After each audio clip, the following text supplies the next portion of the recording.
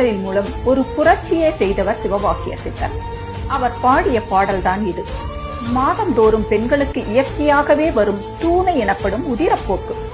அவள் தூய்மையானவள் என்பதற்கு சான்று. அந்த தூய்மை நின்று போனால் அவள் கருவை தாங்கி இருக்கின்றாள் என்பதே காரணம். அந்த தீட்டில் கலந்தே உடலும் உயிரும் வளர்ந்து உருவாகி ஜனிக்கின்றது. நாதமும் விந்துவும் கலந்தே உயிர்கள் யாவும் உண்டானது. இதில் நாதமேது, வேதமேது, நற்குலங்கள் ஏது, எல்லாம் அந்த தூய்மையிலிருந்தே தோன்றியுள்ளது என்பதை அறியாமல் வேதங்களை வெறும் வாயால் ஓதுவதால் மட்டுமே உயர்ந்த குலம் எனும் பேசும் வேதியரே, நீங்கள் இந்த புவியில் இவை இல்லாமல் தானாகவே பிறந்தீர்களா? அது எப்படி என கூறுங்கள் என கேட்கின்றார் சிவவாக்கிய சித்தர். மனிதா, சிவனை பற்றிய பின் நல்லவர், கெட்டவர், சுத்தம், அசுத்தம், நன்மை, தீமை என்று எதுவும் இல்லை.